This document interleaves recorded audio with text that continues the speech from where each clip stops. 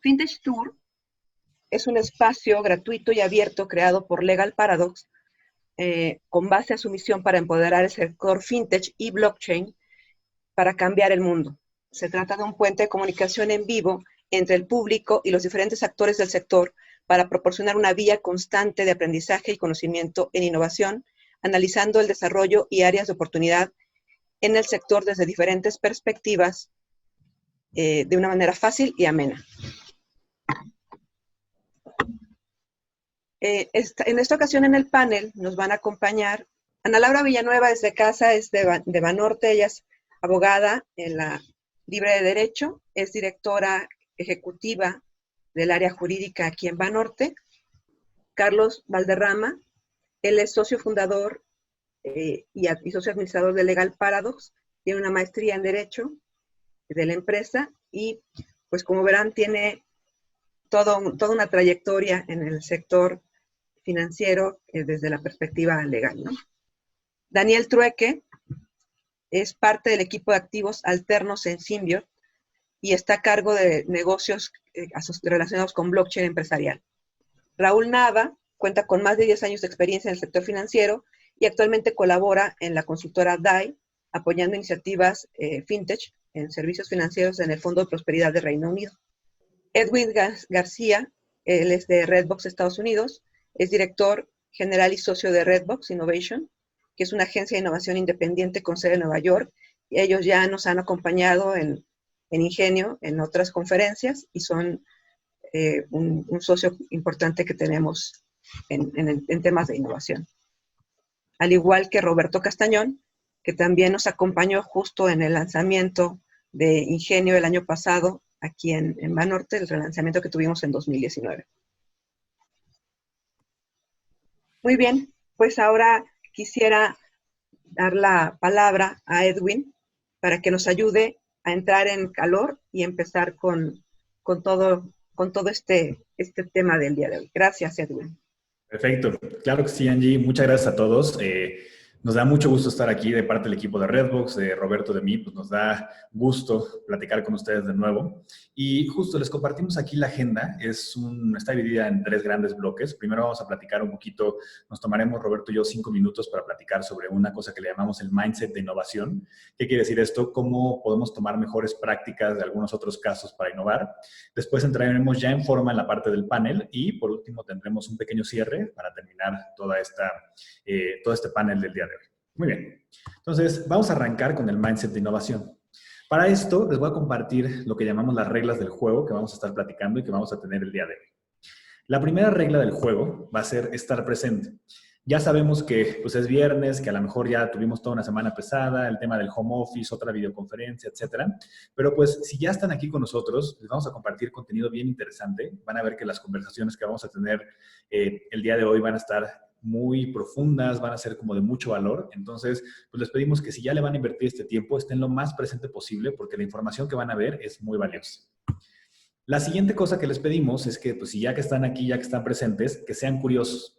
Esto es importante porque de repente habrán temas que pueden ser un poquito más difíciles o temas que a lo mejor van a ser un poquito más de nicho o cosas a lo mejor que pues nunca habíamos explorado como banco, como institución financiera, pues vale la pena ser curioso y pensar, ok, ¿cuál es la idea detrás de esto? ¿Qué es lo que está pasando? ¿Cómo nos afecta a nosotros? ¿Qué podemos tomar de ahí? Otra cosa importante, la regla número 3, es que tomen nota de lo que llamen su atención. Dicen por ahí que si solamente vemos algo, retenemos el 10% de las cosas. En el momento que los escribimos, retenemos entre un 40 y 50%. Entonces, tomen nota, apunten ahí en una hojita, en un papel, en lo que tengan, porque vale la pena ir como registrando todos los temas que se van a ver el día de hoy. Y por último, vamos a estar utilizando como complemento a esta plataforma, la plataforma de Menti. Aquí está el código QR para que lo escaneen, para que lo tengan listo. O si no, pueden entrar a la plataforma de menti.com y con ese código vamos a estar compartiendo algunas preguntas, algunas encuestas, algunos contenidos. Entonces, voy a dejar esta diapositiva unos segunditos más para que le tomen screenshot, le tomen foto, apunten el código por ahí para que ya sea mucho más fácil hacer la interacción, ¿no? Vamos a dejar aquí unos segunditos, ¿no? Porque luego entre que sacan el teléfono, apuntan el código, Si no, cualquier cosa, de todas formas, lo pondremos en el chat para que no haya ningún tema de que se nos pierda. Muy bien. Entonces, vamos a entrar de lleno ya un poquito al tema que les platicaba del mindset. Y lo que les vamos a platicar son dos cosas muy sencillas. La primera es que lo que hemos visto a lo largo de los años y lo que hemos visto a lo largo de los diferentes proyectos que hemos tenido es que la innovación realmente sucede cuando las personas correctas tienen las conversaciones correctas. Y esta es una frase bien poderosa porque luego subestimamos el poder de una conversación o el poder de platicar con alguien más. Les vamos a poner un ejemplo que vimos allá afuera. Existe un lugar que se llama el Laboratorio de Cavendish. Ese es un laboratorio que está en Cambridge, en Inglaterra, y es un laboratorio pues, donde hay muchos científicos que todo el tiempo están trabajando sobre diferentes retos. Entonces, un día se dieron cuenta que era el laboratorio donde más premios Nobel se generaron durante el siglo XX. Si ustedes se meten a Wikipedia, pueden ver ahí la lista completa de todos los premios Nobel. Entonces, un día el Instituto Nobel dijo, oye, esto está rarísimo, voy a ver por qué está pasando esto allá. Entonces, arrancaron con una investigación, se lanzaron a ver qué es lo que estaba pasando y qué es lo que sucedía, por qué había tantos premios Nobel ahí. Y después de hacer una exhaustiva búsqueda de cuál era la razón, se dieron cuenta que el laboratorio de Cavendish tenía una cosa que era clave. El laboratorio de Cavendish tenía el secreto que descubrieron detrás de todo esto. No era ni que tenía el mejor entrenamiento, ni los mejores contenidos, ni un sistema militarizado, nada de eso. Al contrario, lo que tenía como secreto es que tenía un bar o tenía un pub muy al estilo inglés. Está chistoso porque de repente dices, oye, pues ¿por qué tantos premios Nobel se desarrollaron ahí? Y resulta que el secreto es que tenían un bar adentro del lugar. Entonces, pues lo que sucedía es que decían que ahí se polinizaba el conocimiento. Siempre pasa, ¿no? Que está, pues, en especial con el tema de los científicos, está el físico y se clava muchísimo en lo que está haciendo. Está el químico, se clava muchísimo. Entonces, se quedan todo el día trabajando en lo mismo y no se dan tiempo de ver otras perspectivas. Lo que sucedía en Cavendish es que tenían este espacio, que es este, todavía existe, es un pub, un bar, no muy al estilo inglés, todavía existe y está interesante porque lo que sucedía ahí es que de repente el matemático platicaba con el físico y el físico con el químico y en qué proyecto estás, qué es lo que estás haciendo. Y al tener esas conversaciones, pues detonaba innovación o detonaba nuevas ideas o nuevas perspectivas.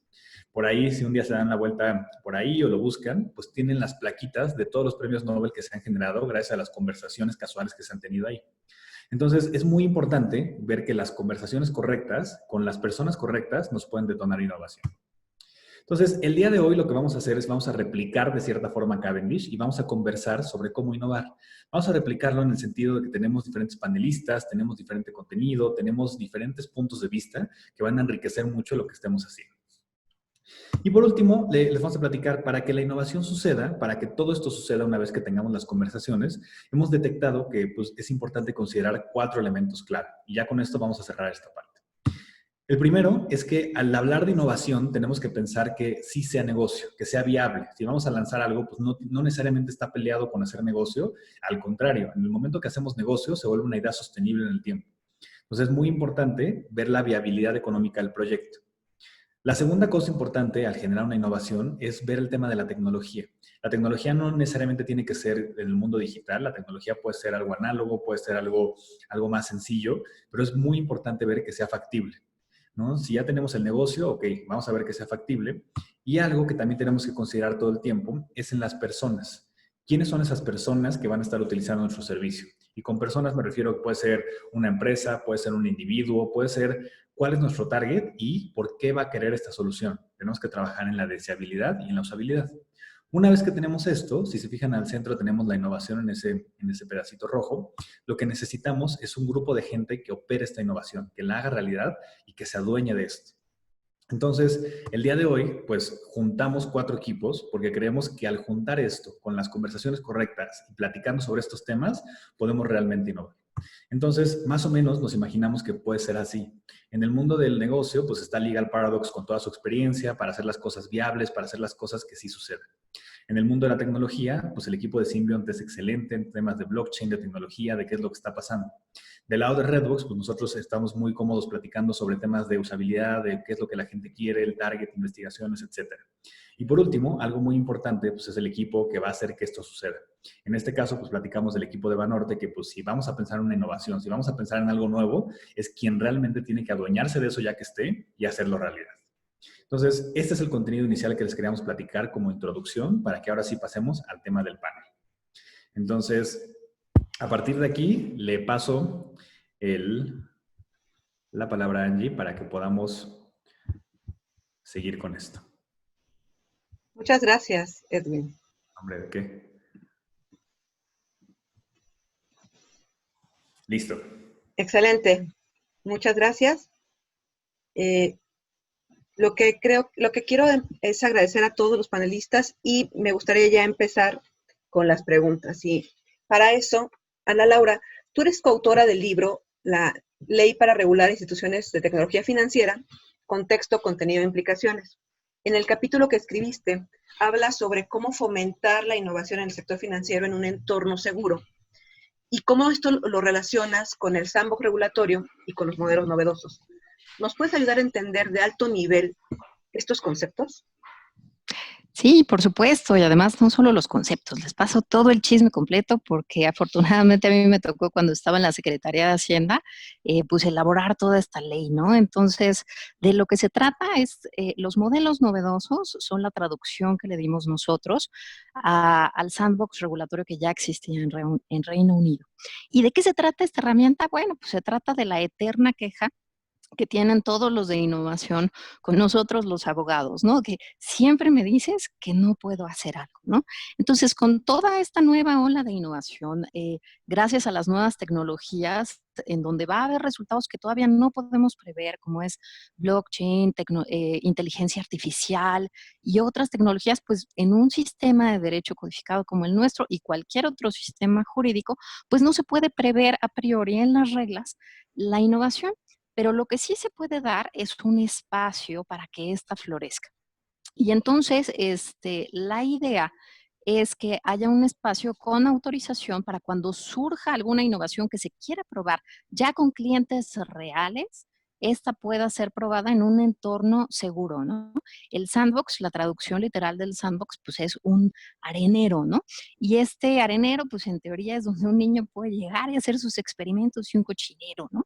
Pero no se trata realmente de un cochinero, de lo que se trata es de hacer pruebas en vivo de ideas que utilicen tecnología nueva o algún sistema innovador para hacer las cosas de manera diferente, ¿no? Entonces, a lo que está sujeto también, pues, es a una serie de reglas que es, pues, autorización y supervisión muy cercana de las autoridades para que esto pueda ser de manera ordenada y no acabe, por ejemplo, dañando a los clientes, porque en el sistema financiero lo que existe, pues, es un gran riesgo de que la gente pierda su patrimonio, ¿no? Entonces, cubriendo todos esos riesgos, estableciendo esquemas de entrada y esquemas de salida, en caso de que suceda algún riesgo, pues que se saque en paz y a salvo a los clientes, pues esta innovación puede florecer, ¿no? Entonces, esta es una de los puntos más relevantes que se incorporó en la ley FinTech. Claramente no es algo que se haya inventado en México, se inventó en el Reino Unido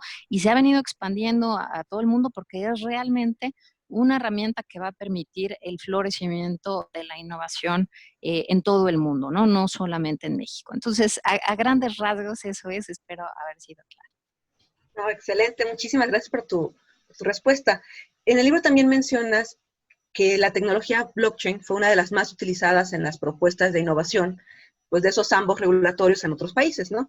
Y en esta parte, hablando ya de blockchain, me gustaría darle la palabra a Daniel para que Daniel nos ayudes a entender qué es blockchain y cuáles son las características o circunstancias ideales para su uso.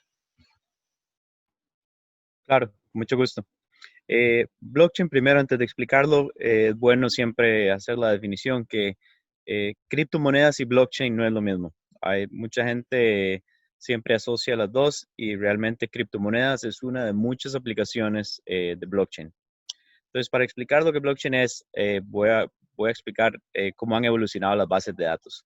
Entonces, empezamos con las bases de datos centralizadas, en las que tenemos, por ejemplo, el data center de un banco y ahí está la única copia de la información.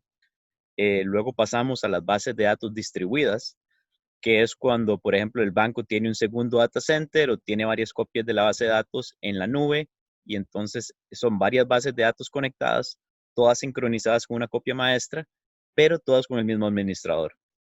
Blockchain va al siguiente nivel de eso, que en lugar de ser distribuida es descentralizada. Entonces, ¿qué significa descentralizada? Significa que todas esas copias de la base de datos, ninguna es la copia maestra. En lugar de eso, cada participante de la red, o sea, cada una de esas bases de datos, coordina con las otras bases de datos para que todas tengan la misma información sin necesidad de copiar. Entonces, un ejemplo muy simple, digamos que tenemos una red en la que estamos aquí, los 5 de nosotros que estábamos hablando. Entonces, acordamos que cada 30 segundos vamos a escoger 2 números y lo que vamos a hacer es sumar esos 2 números apenas los escojamos y escribir eso en nuestra base de datos. Entonces, puedo yo estar aquí hablando con Raúl, con Carlos, con Ana Laura, con Edwin y decir, bueno, en los próximos 30 segundos escojamos 2 números y escogemos 7 y 3, por ejemplo. Al final de los 30 segundos, todos sabemos que 7 y 3 es lo que escogimos entre todos y escribimos 10, que es la suma de los dos, en nuestra base de datos. Ese es un ejemplo muy simple en el que todos terminamos con el mismo valor en la base de datos, que es el 10, sin necesidad de que nadie le copió nada. Simplemente nos pusimos de acuerdo en cuáles fueron los insumos del sistema. Entonces, ¿qué son los beneficios de esta tecnología? El beneficio es que se puede compartir data, o sea, información y lógica entre varias entidades que no necesariamente confían entre ellas. Entonces, por ejemplo, claro que el ejemplo básico para banca es una red de préstamos sindicados. Un préstamo sindicado es cuando un grupo de bancos conjuntamente le prestan plata a una compañía grande. Entonces, si tenemos un préstamo para una corporación grande que necesita, por ejemplo, $100 millones, en lugar de que un solo banco dé la plata, se da entre 5 bancos, por ejemplo. Entonces, los bancos van a tener que coordinar los términos de la deuda, luego los pagos de los intereses y varios otros temas con respecto a la administración de esa deuda. Eso se hace a través de muchos emails y faxes y llamadas para coordinar todo eso.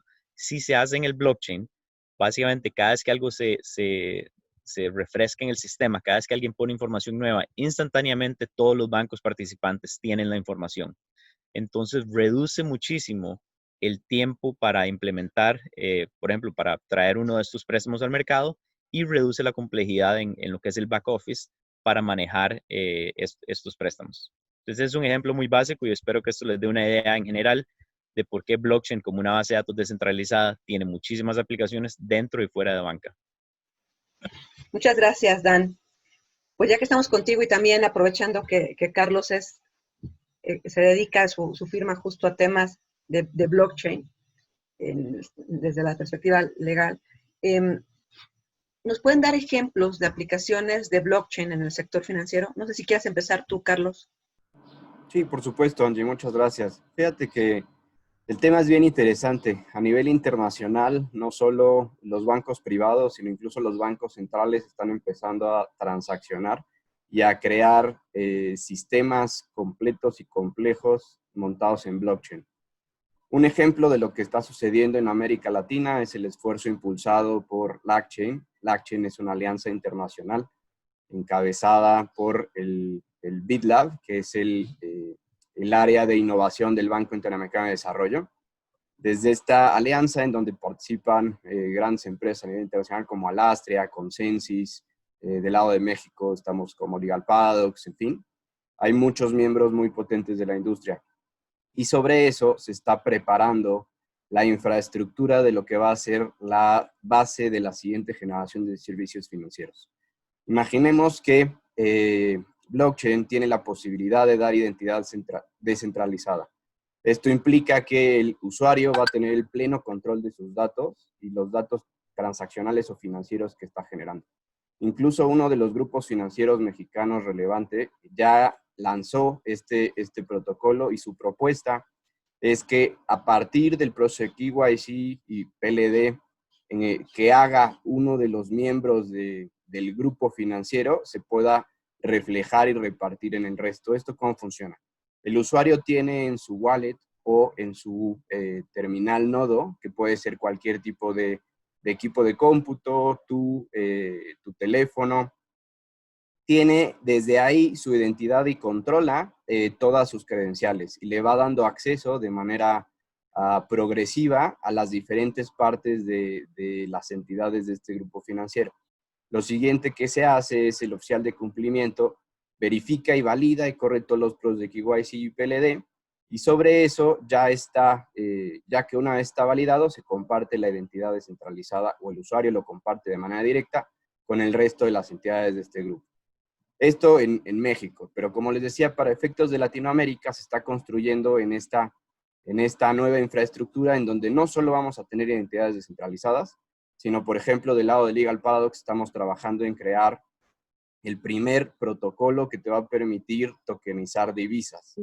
Esta parte va a ser muy específica y muy importante en el desarrollo de cualquier sistema blockchain montado en ello, porque va a permitir la total y completa automatización de procesos, desde, como decía Dan, créditos sindicalizados, hasta cuestiones más complejas como emisión de valores, como repago de hipotecas, un montón de productos y servicios que vas a poder montar en donde la voluntad de las partes no va a depender del cumplimiento de las obligaciones que se están realizando. Simplemente va a ser dinero programable, en donde el que lleva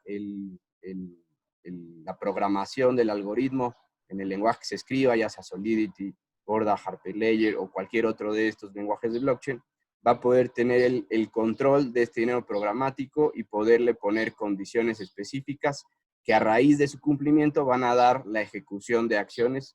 En principio se puedan hacer prestaciones de DAR a través de este dinero tokenizado, ¿no? A grandes rasgos, Angie, eso es lo que está sucediendo en el mundo financiero de blockchain, en donde no solo ya están sentadas las bases, sino ya se está desarrollando en este momento y ya hay factores y diversos bancos que no solo a nivel México, sino a nivel internacional están aplicando la tecnología. Gracias, Dan. No sé si tú quieras complementar con otros ejemplos. Sí, claro, les puedo contar de algunos ejemplos en los que estamos trabajando en Symbiont.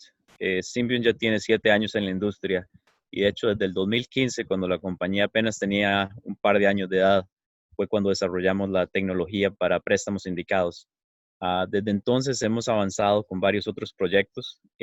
Los que son más relevantes a banca incluyen una plataforma de hipotecas en las que hay varios bancos y varias empresas que le dan servicio a la deuda de estas hipotecas. Esto es junto con Lou Rainieri, el inventor del Mortgage Backed Security. Esa plataforma va a lanzar a fin de año, si no a principio del próximo año, con 2,000 hipotecas. Aparte de eso, también recientemente tuvimos un par de comunicados de prensa relacionados a la emisión de un bono en blockchain. Es un bono colateralizado por activos. Esto lo hizo un emisor grande estadounidense y lo que se hizo fue que a la misma vez que se hizo la emisión llamémoslo en el mundo real, se hizo una emisión espejo en el blockchain para comparar los procesos. Lo que duró 12 días en el mundo real, en el blockchain se hizo en 40 minutos y con 0 errores. En esto participó Vanguard, Citibank, State Street y Bank of New York Mellon. Esos 3 bancos conjuntamente son responsables del 85% de los activos bajo custodia a nivel mundial. Y los nodos de la red que esos bancos usaron fueron lanzados dentro de su sistema de preproducción detrás del firewall. Esto es algo que nadie más ha hecho en la industria de blockchain. El otro proyecto que tuvimos también con esos mismos bancos y también Vanguard estuvo incluido es en el mercado cambiario. Hicimos una plataforma para el manejo automático del colateral, que 2 entidades tienen que básicamente compartir, intercambiar entre ellas cuando se tiene un contrato, un FX swap, que es de mercado cambiario. Entonces, lo que se hace es que se tienen estos bancos de custodia en la red para que en lugar de a final del día se intercambie el colateral, se intercambie varias veces durante el día. Entonces, eso lo que hace es que baja significativamente el capital de riesgo que necesitan los bancos. Y estamos estimando que los ahorros en el sistema es de alrededor de un punto porcentual. Un punto porcentual suena bajo en general, pero el mercado cambiario es extremadamente eficiente y un punto porcentual es significativo. Tomando en cuenta que estos contratos de mercados cambiarios mueven billones de dólares a diario. Entonces, eventualmente, esos ahorros son bastante grandes. Aparte de eso, luego les puedo contar más. Tenemos otro proyecto con una compañía mexicana que se llama GrainChain, que está tokenizando granos en un blockchain y facilita contratos de compra y venta directamente del agricultor a un comprador, saltándose a los intermediarios y facilitando pagos instantáneos para los agricultores. Entonces, esta es una compañía que tiene, por un lado, el bien social y por otro lado, mejorando todo lo que es sistema de pagos. Y lo que realmente es fascinante que GrainChain ha logrado hacer es poder conectar, no solo tener la transparencia y la trazabilidad de la cadena de suministro en términos de productos agrícolas, sino que también han conectado los bancos para poder tener rieles de pago. Así es como se le puede pagar instantáneamente a un agricultor en el momento en que mandan una carga de granos. Y lo mejor de todo es que también están haciendo un programa ahora en Honduras para que agricultores que no tienen historial crediticio pueden participar y recibir préstamos a través de la plataforma. El banco, al poderse involucrar en los contratos de compra y venta, tiene claridad en el inventario y el manejo de las cargas agrícolas que tiene el agricultor, y a la misma vez, a la hora que se vende una carga, al banco se le paga automáticamente parte del préstamo. Entonces, esto le da al banco la transparencia de lo que está pasando, más le garantiza el pago, lo que les baja el riesgo y los hace más anuentes a prestarle a lo que puede ser para muchos bancos un segmento completamente nuevo. La verdad es que me parece bien interesante. Son casos de uso que de pronto no te imaginas que puedes resolver de manera diferente a como lo estás haciendo hoy tradicionalmente, pero pues con lo que nos explicas, la verdad es que se ve mucho la ventaja de implementar esa tecnología en este tipo de procesos, ¿no? Ahora, me gustaría cambiarme y regresar un poco al tema de los modelos novedosos, de la ley FinTech, y aquí pues me dirijo a Ana y a Raúl, que a ustedes les tocó formar parte de la gestación de esta ley, conocen muy bien su contenido, y me gustaría que nos dijeran qué entidades pueden pedir autorización para operar un modelo novedoso y qué diferencias hay en cada caso. No sé si me gustaría empezar contigo, Ana, si me ayudas, por favor. Sí, por supuesto, encantada. Bueno, de manera de introducción, hay dos tipos de autorizaciones. Esta autorización de modelos novedosos se quiso hacer lo más amplia posible y pues aplica tanto para entidades financieras como para sociedades que no son entidades financieras. Y hay diferencias importantes entre las dos, pero a mí me gustaría enfocarme ahorita en el de entidades financieras, pues porque es donde estoy, no es lo de casa. Las entidades financieras siempre pueden establecer innovación, siempre pueden hacer pruebas, y no necesariamente en todos lados les estorbará la regulación. Pero este esquema de modelo novedoso para las entidades financieras es donde les estorbe algún punto de la regulación secundaria. ¿Y esto por qué es? Pues bueno, básicamente es porque pues, toda la regulación secundaria está hecha para entidades financieras pues, que operaban pues, en otra situación, ¿no? Es decir, con sucursales de ladrillo, con interacción personal en vivo con personas, pero pues esto está cambiando aceleradamente a medida que va avanzando toda la tecnología. Entonces, donde haya alguna regulación, que hay muchísima, que te estorbe para impulsar la innovación, se puede solicitar este tipo de autorizaciones de modelos novedosos, ¿no? Eh, y pues bueno, de lo que se trata es específicamente de la regulación secundaria, no de la ley. Ahí sí tendría que haber cambio legal. Pero una de las cosas más importantes también a considerar para las entidades financieras y que las autoridades tienen muy, muy presente es que esto no sea simplemente un pretexto para darle la vuelta a la regulación. ¿A qué me refiero? Que pues bueno, diciendo, ay, mira, fíjate que voy a hacer, no sé, criptomonedas, ¿no? Pues bueno, las criptomonedas ya no son tan innovadoras, ya existen en el mercado, ya se tradean, ya es algo que pues incluso hay regulación específica al respecto, ¿no? Que en la ley se llaman activos virtuales. De lo que se trata es que sea realmente algo innovador, algo nuevo en el mercado, donde realmente te estorbe alguna disposición de la regulación secundaria y que una autorización temporal con ciertas salvaguardas que te dé la regulación ex profeso que necesitas para hacer pruebas, pues las puedas hacer, ¿no?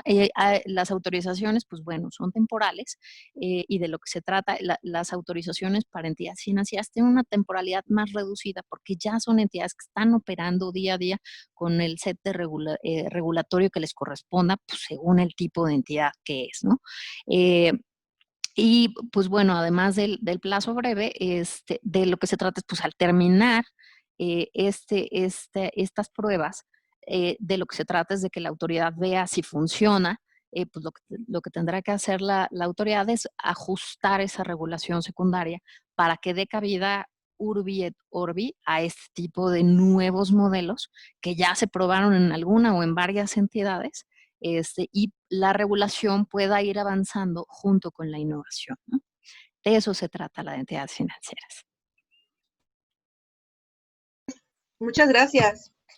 La verdad es que, como dices bien, es una oportunidad para las entidades financieras para hacer esos cambios a los procesos y ver cómo sí es necesario tal vez después hacer algún cambio a la regulación, pero porque se justifique y porque realmente sustente una manera novedosa de hacer las cosas, ¿no? Ahora, Raúl, háblanos desde la perspectiva segunda que nos platicaba esta Ana Laura.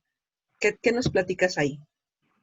Claro, Angie. Bueno, en el caso, por ejemplo, de las entidades no reguladas, digamos que se abre una gran oportunidad porque evidentemente estos avances tecnológicos pues posibilitan, digamos, poder competir en un esquema, digamos, de sana competencia, ¿no?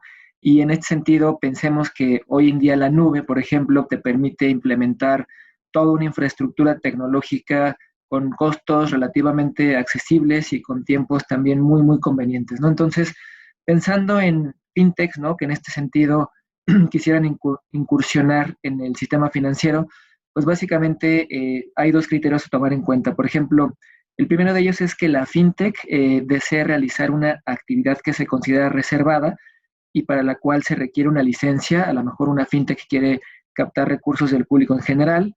Y por otro lado, digamos, la característica es que esta actividad reservada se realiza a través de una tecnología innovadora, ¿no? Como lo comentaban a Laura, podría ser a través de blockchain, a través de inteligencia artificial. Entonces, estos son, digamos, los dos criterios principales que la fintech debe de cumplir para poder, digamos, participar en un esquema de modelos novedosos. Entonces, voy a hablar, digamos, de tres características en este sentido para que una entidad no regulada pueda, digamos, participar en este esquema de modelos novedosos. El primero de ellos es la temporalidad.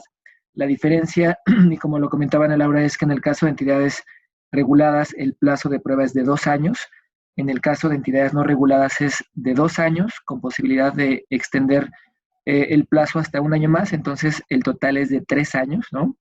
El segundo factor es la estrategia de salida, que en este sentido, cuando, digamos, la fintech que ya se autorizó a operar como modelo novedoso transcurre ese proceso de 2 o hasta 3 años, al final de cuentas vamos a tener, digamos, dos posibilidades, ¿no?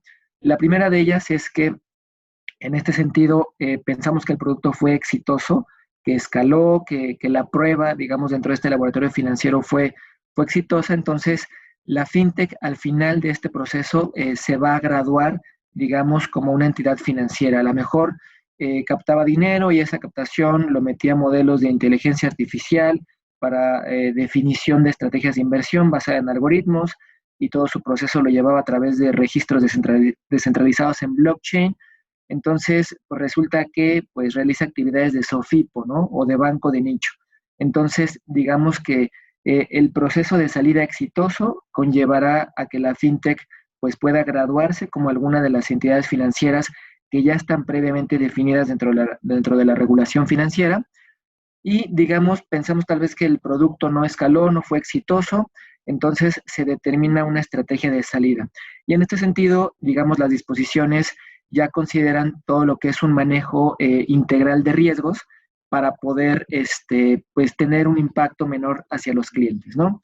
Ahora, el tercer punto, en el caso de entidades no reguladas, es pues todos los beneficios que representa el participar en este esquema de modelos novedosos, ¿no? Y por un lado, pues se tiene que hay un menor tiempo de salida al mercado. Si tomamos en cuenta la diferencia de decir, a ver, una entidad financiera aplica para una licencia de banco de nicho, el tiempo de autorización puede ser mucho mayor al que si se autoriza para interactuar o para operar como modelo novedoso. Y por otro lado, también hay una flexibilidad en la regulación, es decir, algo importante a mencionar es que las sociedades autorizadas a operar como modelo novedoso, que no están reguladas, tienen que cumplir con ciertos requerimientos regulatorios, como son principalmente temas de prevención del lavado de dinero, pero no están sujetas a, digamos, a cumplir toda la carga regulatoria. Y en la parte de costos también es algo importante, porque se entiende que el sandbox es un laboratorio financiero, ¿no? Entonces, básicamente esas son las características para las entidades no reguladas que desean participar en el esquema de modelos novedosos. Muchas gracias, Raúl. Oye, bueno, primero quiero recordarles a todos los que están acompañándonos que pueden interactuar con nosotros a través de Menti. Se los pusimos en el chat. Ahí está la liga. Al principio también se mostró el QR, pero ahorita para efectos prácticos lo pueden ver, se pueden conectar en la liga que les pongan en el chat para que nos pongan las preguntas y al final también las podamos responder, ¿no? Ahora, tú estabas mencionando ahorita todo lo que tiene que ver con fintech, ¿no? Y a mí me gustaría aquí ahora dirigirme a Carlos. Carlos, tú también eres coautor del libro que mencioné al principio. Y en el capítulo que tú escribiste, hablas de que el sandbox es como la piedra fundacional para la innovación disruptiva en el sector fintech, ¿no? Por favor, dinos, ¿cuál es el rol que juegan las fintech en la innovación en servicios financieros? En 2017 se realizó una encuesta entre los principales funcionarios y responsables de la toma de decisiones de entidades financieras, en donde el 86% consideraba que la expansión de su modelo de negocio estaba limitada o estaba restringida por el exceso de regulación y los problemas relacionados con el marco jurídico. ¿Esto por qué sucede? Esto sucede porque veníamos de un contexto internacional previo a 2008, en donde teníamos un ecosistema que se medía por el lema laissez-faire, laissez-passer, ¿no? Dejar hacer, dejar pasar. ¿Esto qué permitía? Que los proponentes o los oferentes de servicios y productos financieros lo hicieran de manera libre, guiados a través, digamos, de la mano invisible de mercado de Adam Smith. Esta mano invisible controlaba en cierta medida qué productos iban a ser buenos para el mercado en general, y el público en general tenía esa posibilidad de seleccionar cuáles de ellos ir utilizando o transaccionando, ¿no? Este exceso de libertad en principio fue tomado de mala manera por algunos incumbentes y se detonó lo que conocemos como la crisis financiera internacional de 2008. Posteriormente a esto se dio lo que se conoce a nivel teórico como el efecto péndulo, es decir, la regulación pasó de ser sumamente laxa a ser sumamente restrictiva, y con ello limitando o restringiendo todo el desarrollo financiero. Antes de constituir Legal Paradox, yo era un abogado bancario y financiero típico, un abogado tradicional, y nuestra tarea cuando alguna banca nos decía, oye, quiero hacer esto en innovación, era decirle pormenorizadamente todas y cada una de las razones por las cuales no lo podía hacer, porque teníamos el riesgo legal primero que había que cuidar, luego el riesgo reputacional y luego porque simplemente la regulación no nos lo permitía.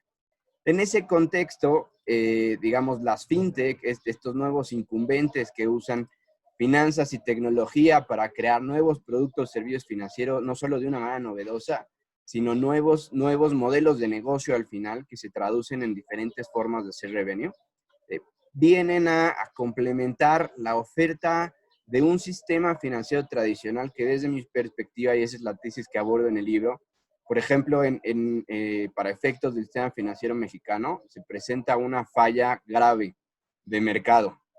Hubo un análisis ahí del regulador correspondiente en donde nos indicaba que había una falta de competencia interesante, una eficiencia en la entrada de mercado, servicios financieros costosos y una alta concentración. Esto derivó que estos nuevos incumbentes generaran estos productos, servicios financieros con eficiencias nunca antes vistas, ¿no? Con productos diseñados exclusivos y enfocados específicamente en el usuario, ¿no? Con toda una experiencia de usuario muy bien delimitada, y sobre eso se empezaron a generar transacciones. Para dar un ejemplo de cómo nos ha ido a nivel México en el ecosistema fintech, podemos ver que en 2016 había 158 entidades financieras transaccionadas que estaban identificadas en México, esto con datos de Finovista. En este año hace un par de meses, desde Legal Paradox lanzamos un mapa que te permite rastrear e identificar cada una de las soluciones fintech, no solo por lo que hacen del sector, sino por el estado de origen. Identificamos más de 644 entidades. Esto implica, y si lo comparamos con los datos de 2018, en donde teníamos 334 empresas, un crecimiento en tan solo 2 años a partir de la entrada en vigor de la ley FinTech de más del 90%. Y eso sin considerar los efectos que ahora nos va a contar Raúl en relación al sandbox regulatorio y al sandbox challenge que se está lanzando.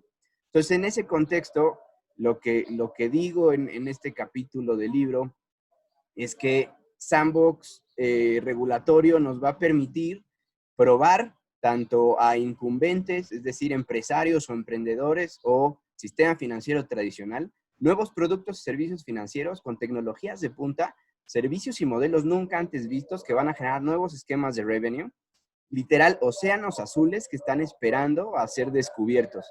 Y sobre eso vamos a tener un montón de posibilidades para seguir transaccionando y seguirlo explorando. Sin más, te paso la palabra, Angie. Muchas gracias. Muchas gracias, Carlos. Pues ya que hablaste del Sandbox Challenge, pues efectivamente ahí me gustaría escuchar de qué se trata. Y Raúl, pues ahí, por favor, ayúdanos con entender qué es esto del Sandbox Challenge. Gracias, Angie. Así es. Bueno, digamos que dentro de uno de los factores que se ha identificado para el tema del desarrollo de la innovación financiera es el desconocimiento que se tiene, digamos, de este tipo de modelos. Es decir, se comentaba que normalmente hay como un paradigma de decir, a ver, es que esto no se puede hacer, ¿no? Y esto lo dijo el oficial de cumplimiento, ¿no?, de la entidad financiera, y en ese sentido, pues ya, o sea, se descartó, ¿no? Entonces, si bien hoy en día se cuenta, digamos, con toda una estructura regulatoria que permite la innovación financiera, por un lado, o no se conoce, o por otro lado, no está bien entendida, ¿no? Entonces, en este sentido, y tomando una mejor práctica de lo que se ha hecho en Reino Unido, donde se recomendó, digamos, difundir este esquema de modelos novedosos o de sandbox, pues en este contexto se desarrolló, digamos, el concurso del Sandbox Challenge, ¿no? Y este concurso, digamos, tiene el objetivo de comunicar, digamos, de promocionar tal cual, digamos, el esquema de modelos novedosos de la Comisión Nacional Bancaria de Valores y pues busca, digamos, proyectos innovadores. Se corrió un proceso, digamos, de convocatoria abierta que comenzó a finales de febrero de este año y la convocatoria acaba de cerrar a finales de junio del mes pasado.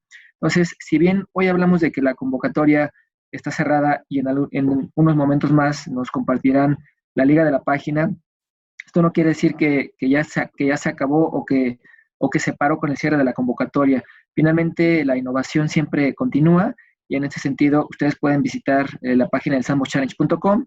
Hay un correo de contacto en donde evidentemente pues damos seguimiento a todas las solicitudes.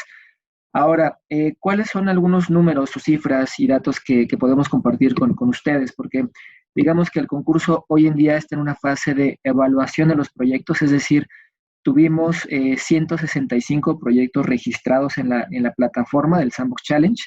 De esos 165 proyectos se ha realizado ya, digamos, una revisión preliminar, porque como les platicaba, para ser considerado como modelo novedoso se requiere tener una actividad o pretender realizar una actividad reservada bajo una tecnología innovadora. Entonces, en este primer análisis hemos concluido que 60 proyectos tienen la posibilidad de convertirse en modelos novedosos y pues tenemos alrededor de 7% de participación de mujeres, lo cual es muy importante porque hicimos también un análisis preliminar de cuál es el perfil, digamos, del emprendedor de modelo novedoso y nos encontramos que el 100% es masculino, es decir, son personas que ya llevan un rato, tienen alrededor de 10, 15 años de experiencia en el sector financiero, que precisamente buscan aprovechar estos océanos azules que comentaba Carlos, pero digamos, nos preguntábamos, bueno, ¿por qué no impulsar también la participación de mujeres?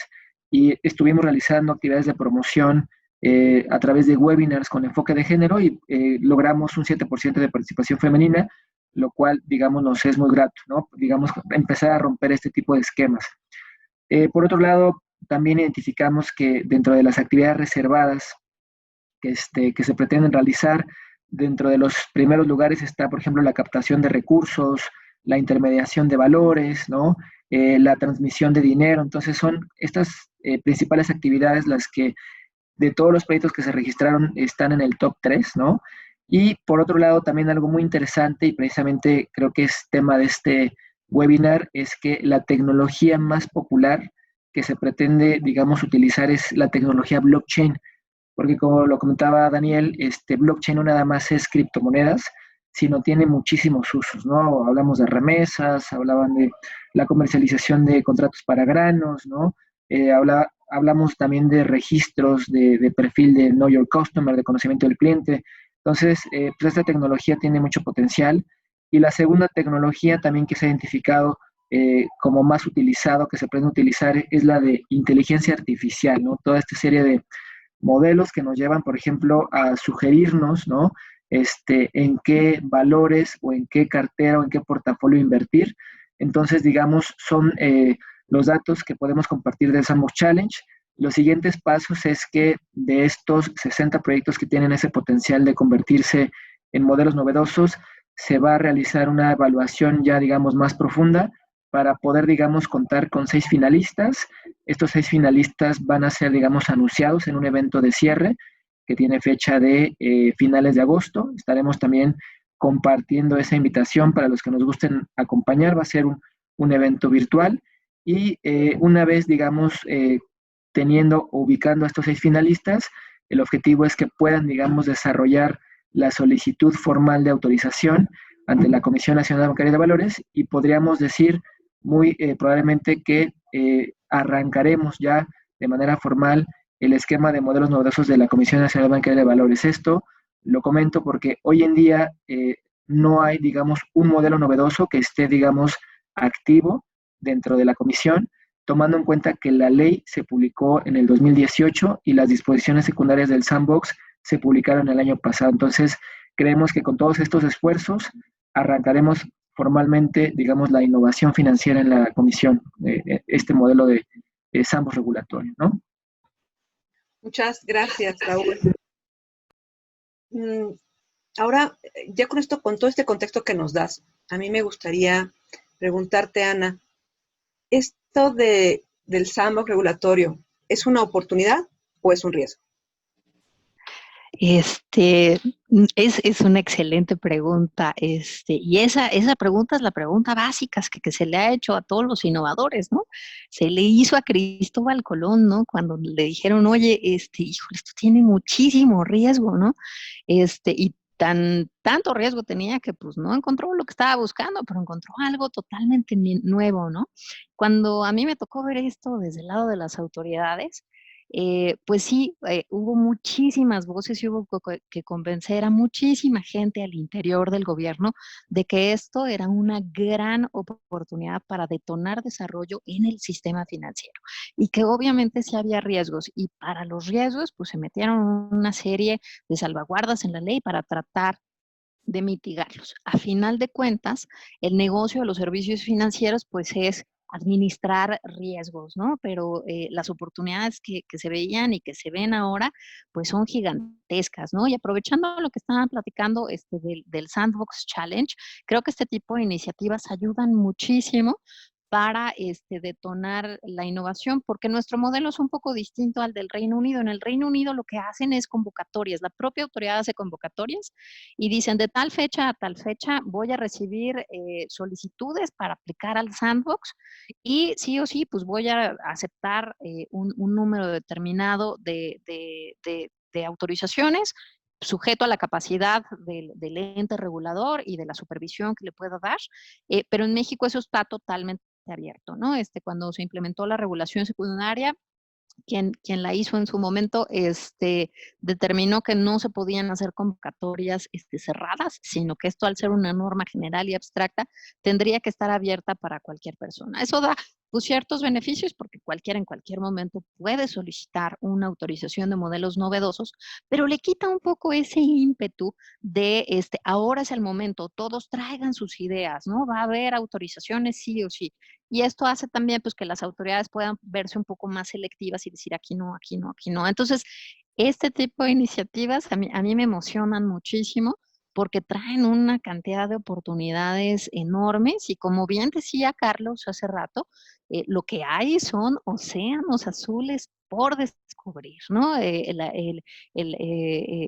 No existe un límite hacia dónde podamos llevar a los servicios financieros, ¿no?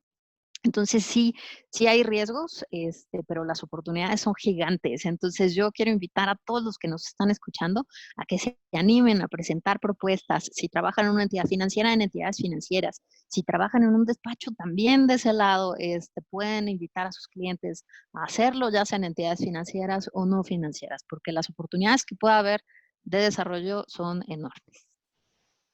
Muchas gracias. La verdad es que sí, me parece que coincido con lo que han hablado de que es como, todavía está como mal entendido, como que no se conoce bien y al no conocerlo, pues seguimos haciendo lo que hacemos siempre o no hacemos lo que queremos hacer porque creemos que tenemos esa restricción a nivel regulatorio y esto da la flexibilidad de que en un entorno controlado puedas probar aquello que todavía hoy pudiera no estar previsto en la ley, pero te dan ese espacio para jugar, para que los clientes, porque eso implica subir una base, o sea, una base controlada de clientes, las entidades financieras o las fintech, por ejemplo, y por otro lado la autoridad estén observando el comportamiento de lo que sucede en esta cajita de arena y determinen si es viable, si los riesgos están cubiertos y si es algo que debería implicar que la regulación secundaria se modifique para permitirlo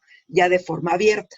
Entonces yo creo que eso es el punto, ¿no? El punto final, y que esto va a posibilitar pues hacer muchas cosas que hoy nos sentíamos restringidos en hacer, ¿no? Siempre y cuando, como dices tú, no sea darle la vuelta a la ley, sino realmente identificar oportunidades en la ley que deberían cambiar para promover esta innovación, ¿no? Y también hablaron mucho de esos referentes que tenemos en otros países, ¿no? De donde ya empezaron, porque esta figura del SAMO regulatorio, pues sí empezó quizá en Reino Unido, pero se ha extendido en diferentes partes del mundo, ¿no? Y a mí me gustaría aquí platicar contigo, Dan, y que nos platiques qué está sucediendo a nivel internacional, cómo va a evolucionar la banca en este contexto. Es importante para el contexto internacional, primero hablar un poco en el marco histórico. En blockchain, por supuesto, historia significa 5 años atrás. Hace 5 años había bastante innovación por el lado de cadenas permisionadas, o sea, no cadenas públicas, sino de cadenas de permiso, pero eso no llegó a mucho. Por ejemplo, por el lado de Symbiont, como mencioné antes, teníamos la red de préstamos indicados, pero en ese momento era muy temprano para la industria y los bancos no estaban listos. También alrededor de ese mismo tiempo, en el 2015, Nasdaq como mercado de bolsa maneja como 26 mercados de bolsa a nivel mundial, pero también como compañía de tecnología le venden software de mercado de bolsa como al 90% de las entidades financieras con mercados. Entonces, Nasdaq desde el 2015 ha invertido en una compañía que se llamaba Chain. Para hacer el cuento corto, esa tecnología por fin nos sirvió. ¿Qué pasó luego en el 2016, 2017? Siguieron un poco esos esfuerzos, pero empezó a tomar más importancia en el público toda la parte de criptomonedas. Y en el 2017 fue cuando tuvimos el desastre de las criptomonedas, con gente levantando capital de manera ilegal, por ponerlo en términos simples. Y eso llevó más bien a que muchos bancos se trataran de distanciar de lo que era el área de blockchain. Por eso al principio mencioné que criptomonedas es simplemente una de muchas aplicaciones de blockchain, porque yo creo que el 2017 le hizo un gran deservicio a la industria financiera con respecto a los avances en blockchain. Luego llegó 2018 y empezamos a ver muchísimos más proof of concepts, o sea, proyectos piloto para ver cómo funcionaba la tecnología. Vimos mucho de eso en Estados Unidos, se vio un poco en Europa En América Latina lo que se empezó a ver más era proyectos basados en cadenas públicas en lugar de cadenas permisionadas. En el 2018 Symbiont fue cuando empezamos a trabajar con Vanguard y con Citibank. Con Vanguard a lo largo de ese año y a principios de 2019 fue que lanzamos una red. Yo creo que esta es la primera red en producción en finanzas de gran escala. Esa red que está manejando Vanguard, ahora que ya tiene más de año y medio, la usan a diario para leer los índices financieros para poder rebalancear los fondos pasivos que Vanguard tiene. Entonces estamos hablando que ya desde hace 18 meses Vanguard está rebalanceando 1.3 trillones de dólares en activos al día. Entonces el 2018 yo creo que marcó una diferencia grande. Para el 2019 como que ya empezamos a ver que algunos proyectos pilotos que no servían desaparecieron y ya empezamos a ver los proyectos que realmente tenían un poco más de auge. Ahí fue cuando, por ejemplo, State Street y Bank of New York Mellon se interesaron ya más, ya estaban más metidos y querían realmente hacer algo en nivel de producción, pero fue cuando se dieron cuenta que en blockchain los nodos usualmente son en la nube y de repente se dieron cuenta que como un banco de custodia no pueden tener nodos en la nube. Entonces, otro atraso de un año para poder desarrollar la tecnología para tener los nodos dentro del sistema de producción del banco, o sea, en el data center y no en la nube. Llegamos al 2020, ahora sí ya tenemos varias redes que están en producción. Para el 2021 ya van a haber más proyectos más concretos.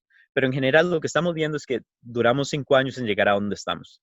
Latinoamérica yo siento que probablemente está 2 o 3 años detrás de donde está Estados Unidos y Europa, pero la ventaja es que Latinoamérica ahora se puede beneficiar de todo lo que hemos aprendido echando a perder en Europa y en Latinoamérica.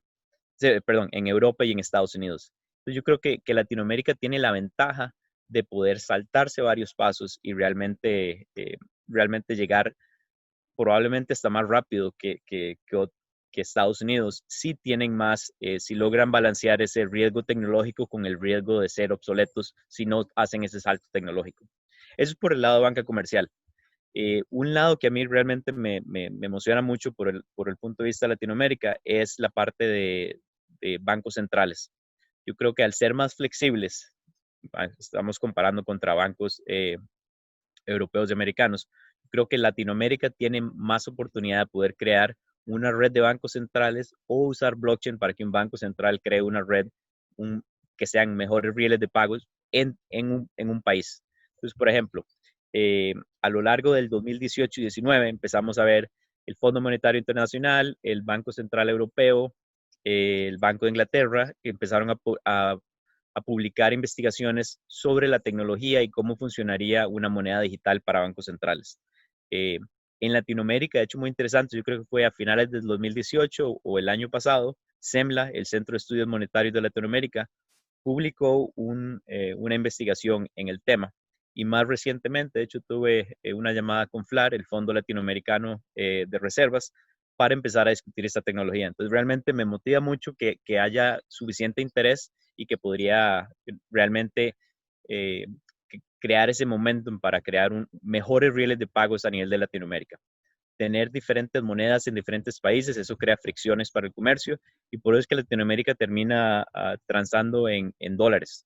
Lo ideal sería tener rieles de pagos flexibles que pueden usar diferentes monedas y para eso blockchain es una aplicación genial porque podemos tener un banco central conectando a esos bancos y luego varios bancos centrales conectándose entre ellos y tenemos toda una red a nivel del continente.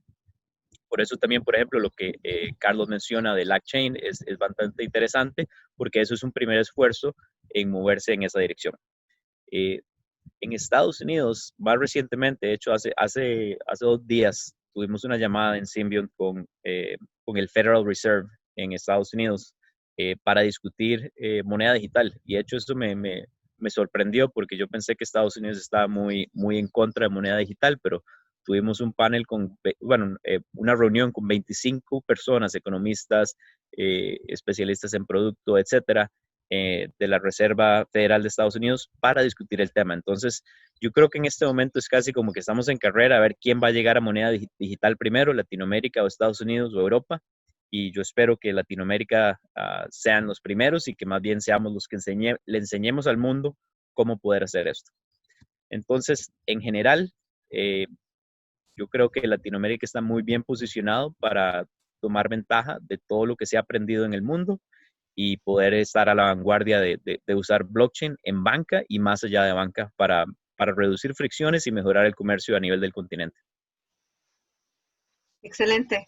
Pues sí, la verdad es que, como dices tú, hay varias iniciativas en todos lados y el que efectivamente gobiernos y bancos centrales estén pensando en qué hacer al respecto y cómo incursionar en este terreno, me parece que es una señal pues de que ya está teniendo esa conciencia, ¿no? De que la tecnología puede darle el giro a muchas cosas, ¿no? Ahora, fíjense que me gustaría compartir un poco lo que nos han estado compartiendo los chicos que están interactuando con nosotros a través de Menti. Esto es lo que nos escriben, que les ha llamado la atención del panel. Algunos pues preguntan cómo se registra una idea, que el concepto de identidad digital descentralizada también les llama la atención, quieren aprender temas de innovación.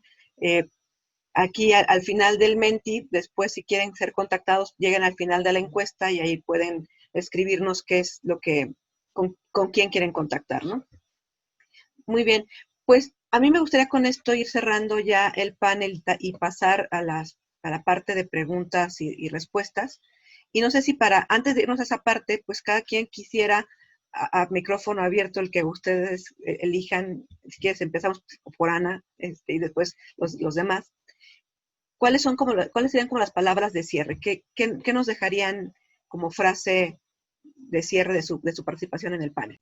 Pues si quieren empiezo yo y a los innovadores les diría, ya no dejen que sus abogados les digan que no se puede. Hay herramientas para que sí se pueda, digo, con limitaciones, pero hay por dónde incorporar la innovación. Entonces, innovemos. Gracias, Angie. Bueno, pues digamos que la invitación es a que, digamos, se animen a innovar. Evidentemente, del lado fintech creo que hay muchísimas oportunidades y desde mi punto de vista, hoy, hablando de 2020, se está creando, digamos, toda una infraestructura totalmente innovadora que va a revolucionar a la industria. Tenemos blockchain, tenemos el Open Finance, ¿no? Compartir información a través de APIs, tenemos inteligencia artificial. Entonces creo que hoy es el momento de hacerlo. Las bases están ya puestas y también un consejo que les puedo dar es acérquense con su mejor amigo que es el abogado para que también evidentemente pueda darles una guía, ¿no? Porque se puede hacer todo, pero creo que la idea es hacerlo bien y digamos esa sería mi conclusión, tecnología más la parte legal para poder digamos innovar de una buena manera en el sector financiero, ¿no? Puedo comentar un poco al respecto. Es importante en temas de innovación, en lo que mencioné antes, de poder aprender de lo que ya existe. Ha habido, Carlos mencionó, por ejemplo, que en México de repente tenemos 600 compañías que están participando en el área de innovación en fintech. Entonces es muy importante de empezar un proyecto nuevo o ver cómo aplicar una tecnología, realmente invertir tiempo en ver todas las diferentes implementaciones, la diferente tecnología, entender las arquitecturas para no perder tiempo en algo que ya se probó. O sea, sino que invertir el tiempo en lo que realmente tiene impacto, en aplicar lo que ya se ha aprendido y así poder tener más posibilidad de éxito. Yo lo que he notado, al menos por el lado, por los dos lados, por el lado de cadenas de blockchain públicas y cadenas de blockchain de permiso, he notado que mucha gente simplemente las pone en, como quien dice, en dos categorías, cadena pública y cadena privada, que realmente es de permisionada. Dentro de cada una de esas dos categorías hay muchísima diversidad en las arquitecturas. Hay algunas arquitecturas de cadenas permisionadas que son más parecidas a cadenas públicas que a otras cadenas permisionadas. Entonces es realmente importante entender la tecnología a un nivel profundo para poder escoger la tecnología ideal para cada aplicación. Blockchain en sí no es como quien dice la pomada canaria que funciona para cualquier cosa. hay aplicaciones específicas para blockchain y dentro de blockchain hay diferentes arquitecturas que aplican para ciertos usos. Entonces, por eso es muy importante saber qué se ha aprendido y entender la tecnología profundamente para aplicarla de manera correcta y tener más posibilidad de éxito. Excelente, muchas gracias, Dan. Pues si les parece bien, ya para cerrar esta primera hora y nada más quedarnos con las preguntas finales, les voy a presentar en pantalla lo que nos han estado preguntando las personas que están con nosotros, ¿no? Esta es la primera pregunta, es alguien que está desde Perú, y no sé quién de ustedes se anima a contestarla, no la leo, la están viendo todos, quién de ustedes decide ayudarnos con la respuesta. Ok, las voy a leer. En nuestro ecosistema recién se ha creado una normativa para dar un sandbox, esto es en Perú. ¿Qué recomendaciones nos pueden dar de los aprendizajes obtenidos en México? Sí, digamos que como platicaba, un factor importante es realizar actividades de promoción, y en ese sentido yo creo que es importante encontrar aliados, porque al menos en México la Comisión Nacional Bancaria y de Valores no realiza actividades de promoción, no porque no quiera, sino porque no está dentro de sus facultades.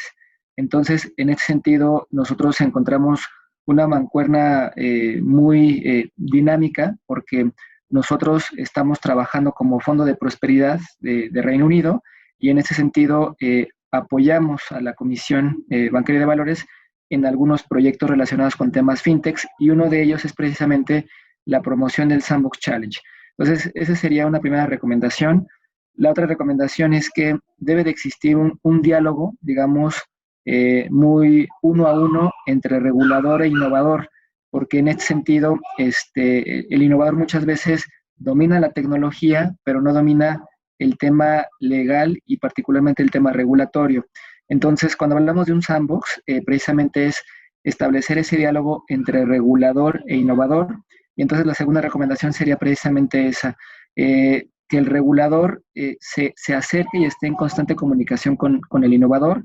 Y en ese sentido, el Sandbox Challenge creo que lo está logrando, porque dentro de la evaluación de los proyectos que se está haciendo, pues hay un diálogo constante de decir, oye, falta este formato, falta esta información, clarifícame respecto a tu actividad, qué es lo que quieres hacer, ¿no? Entonces, esa sería la segunda recomendación, ¿no? Sí, si me permiten a mí agregar algo, y no sé si ahí ya me escuchan bien. Sí, te escuchas bien, Carlos. Ah, perfecto. De este lado me parece que es muy importante que a nivel comunidad se haga un esfuerzo verdaderamente relevante para tratar de dar a conocer qué es el sandbox regulatorio y cuáles son las particularidades del ecosistema de Perú. En ese contexto, por ejemplo, nosotros en conjunto con la Embajada Británica y la Comisión Nacional Bancaria de Valores, desde 2018 principios, estuvimos haciendo una especie de gira por los diferentes lugares de México para tratar de dar a conocer qué se entendía por este tema. Y eso, te digo, desde 2018, ¿no? A la fecha no hay un solo modelo novedoso autorizado.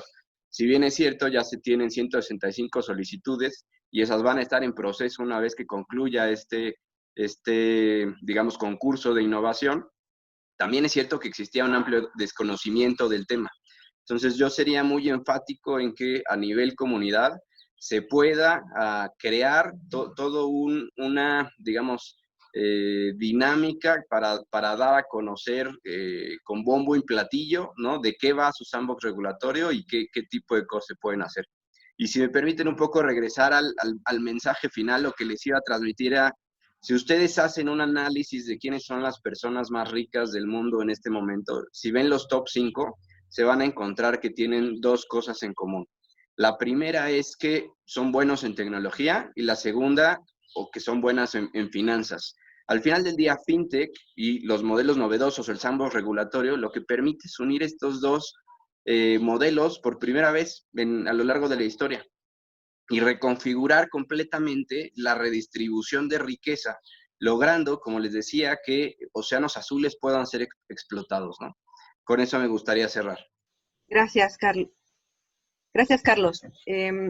Estoy poniendo una siguiente pregunta. Como no todo el mundo lo puede ver, se los voy a leer. Y dice, futureando un poco, el blockchain depende totalmente de criptografía. ¿Qué tan maduro están los protocolos para poder soportar ataques cuando se liberen al público las computadoras cuánticas? Yo puedo hablar al respecto de esta. Depende. Por el lado de cadenas públicas, algunas cadenas sí tienen riesgo. Estamos de lo que he aprendido en algunas conferencias de computación cuántica a las que he asistido. A pesar que mucha gente cree que estamos de 10 a 20 años, la gente metida en la industria de quantum computing cree que estamos más como a 5 a 10 años. Por el lado de cadenas públicas, el problema es que a veces updatear, o sea, cambiar el protocolo de criptografía puede ser más difícil por cómo son estas cadenas. En el lado de cadenas permisionadas es bastante sencillo cambiar eso y de hecho, para ser completamente franco, hay ciertas cadenas públicas que ya tienen protocolos que son resistentes a ataques cuánticos y del lado de cadenas permisionadas también. También hay que tomar en cuenta que de vuelta al punto de entender la tecnología de blockchain en detalle. Criptografía se usa en muchos aspectos dentro de blockchain. Se usa para la parte de las identidades, se usa para la parte del consenso, se usa para la parte de las conexiones seguras entre los nodos y se puede usar también para inscripción en términos de canales privados. Entonces, diferentes partes no necesariamente están expuestas a ataques cuánticos, aunque no sean necesariamente resistentes a ataques cuánticos. Entonces depende mucho de la arquitectura y por eso es importante entender eso. Pero en general, un riesgo muy importante, y esto es algo que muchos bancos, al menos estadounidenses, reconocen, es que al usar una cadena pública, si estoy guardando información encriptada en una cadena pública, existe el riesgo que alguien esté guardando toda esa información encriptada y de aquí a 10 años la puedan decodificar y entender qué hay. Entonces, un banco no se puede dar el lujo de tener el riesgo de que de aquí a 10 años, información de 10 años atrás de repente es pública con respecto a varios clientes y transacciones. Entonces, por ese lado es que muchos bancos no les gusta la idea de usar cadenas públicas y prefieren las cadenas permisionadas. Y también, solo para expandir en ese tema, si tenemos una red de bancos, no tiene sentido tener usuarios individuales en esa red.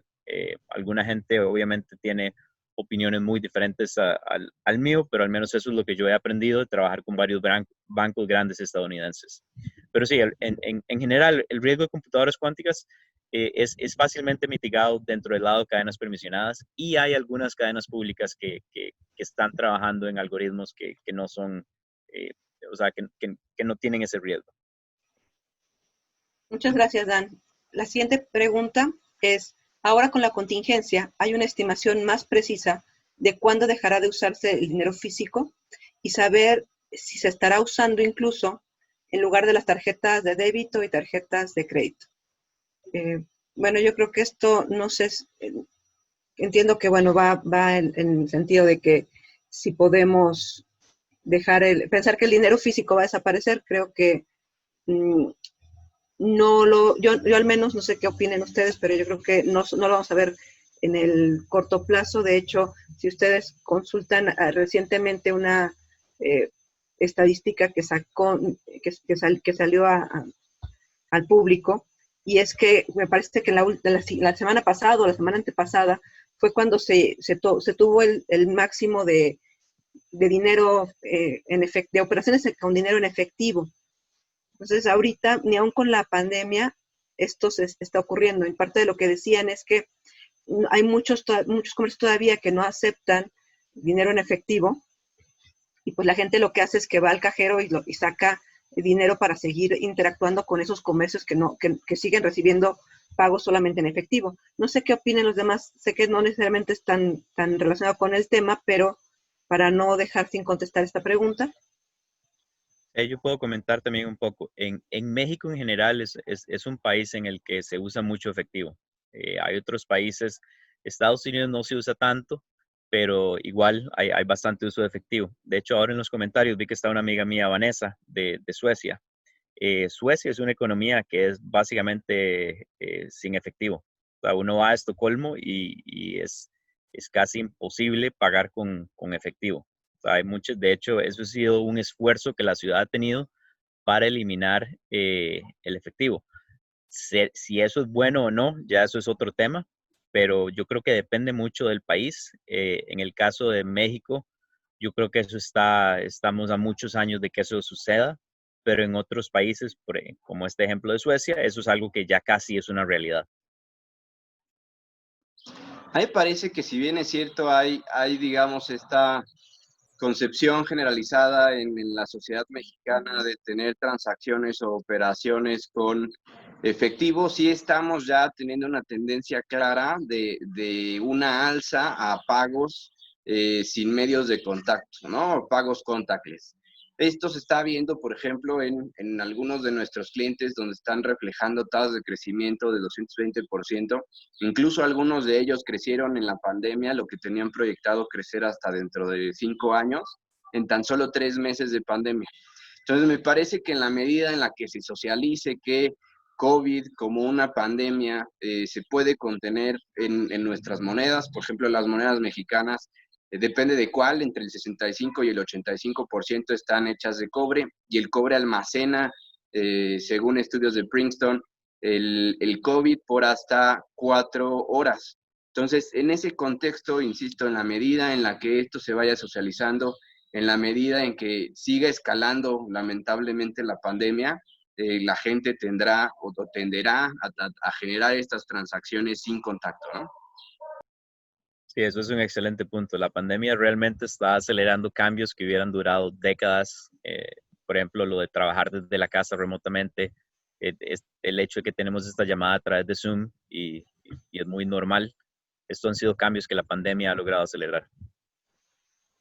Sí, sin duda. Muchas gracias a ambos por su respuesta. La verdad es que tienen razón, depende del contexto, ¿no? Depende del país, depende de las circunstancias, depende también de esa concientización, pero también del fomento al uso de medios contactless para hacer operaciones financieras, y pues de varias cosas que se tienen que cumplir a nivel sociedad, ¿no? O sea, no es un esfuerzo de las instituciones financieras solamente, es un esfuerzo en el que todos los participantes del ecosistema tenemos que tomar parte y hacer algo para que esto suceda, ¿no? No es mágico. Les estoy poniendo una siguiente pregunta, que ¿es recomendable el uso de blockchain para las bases biométricas en las instituciones financieras? No sé si se animan a responder. ¿Quién me ayudaría? Yo podría mencionar un poco, no quiero monopolizar la conversación, pero blockchain se utiliza cada vez que hay varias entidades que no necesariamente confían entre ellas para compartir lógica y datos.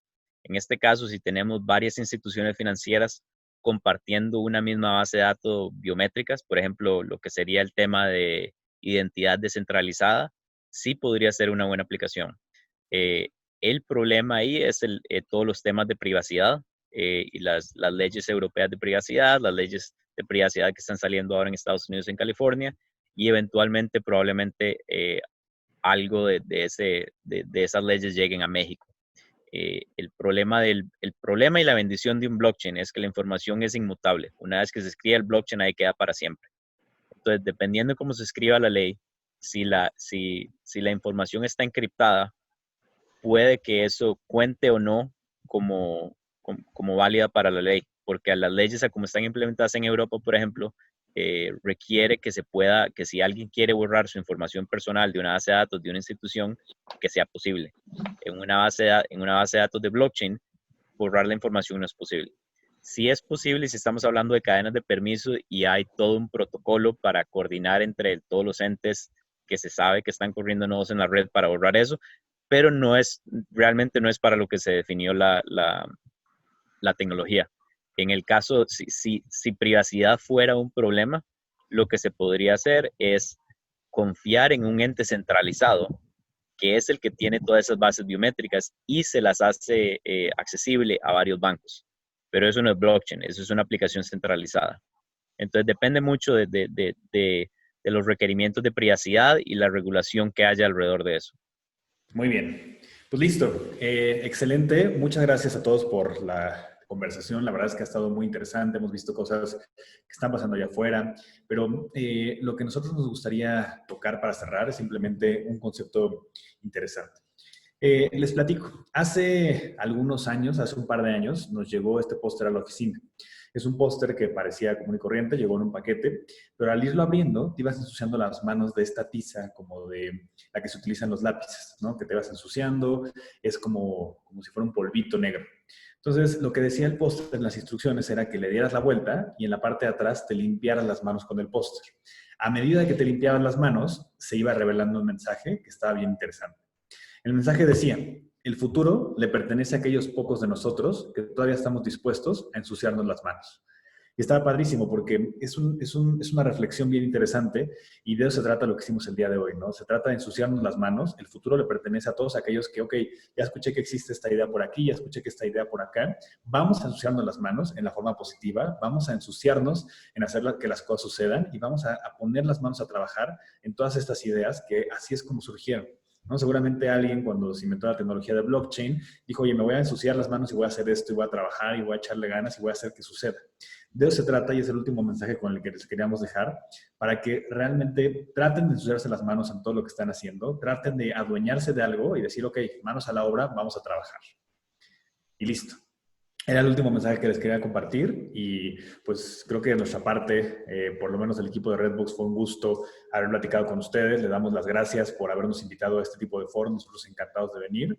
Gracias también a los demás panelistas y a toda la gente que se sumó a esta reunión, que fue muy valiosa y que con mucho gusto nos encantaría verlos en el futuro.